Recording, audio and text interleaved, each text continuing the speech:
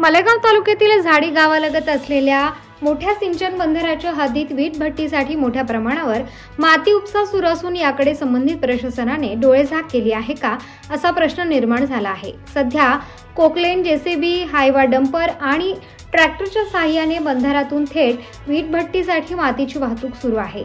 या बंधाऱ्यात गेली 4 ते 5 दिवस असाच माती उपसा होत असल्याचे ग्रामस्थांचे म्हणणे आहे। गंभीर बाब म्हणजे बंधाऱ्यातील माती उपसा वाळू उपशाच्या नावाखाली होत असल्याचा संशय व्यक्त होत आहे।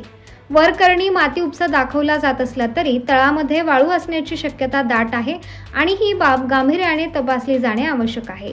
या संदर्भात जेव्हा संबंधितांची विचारणा केली जाते तेव्हा आमच्याकडे परवाना आहे असे सांगून दमबाजी केली जाते आणि कोणतीही कार्यवाही टाळली जाते। परंतु खरोखरच माती उपशाचा परवाना आहे की वाळू उपशाचा याची खातरजमा प्रशासनाकडून करण्यात आलेली नाही अशी ग्रामस्थांची तक्रार आहे।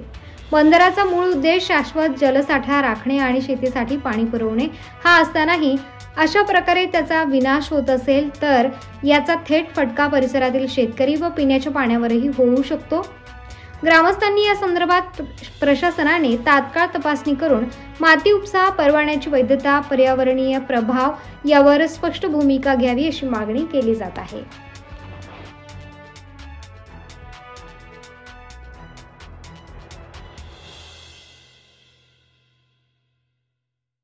ताज्या व महत्त्वाच्या बातम्या बघण्यासाठी प्ले स्टोअरवर जा, प्रबलभूमी ॲप डाउनलोड करा व या धावपळीच्या जीवनात अपडेट रहा।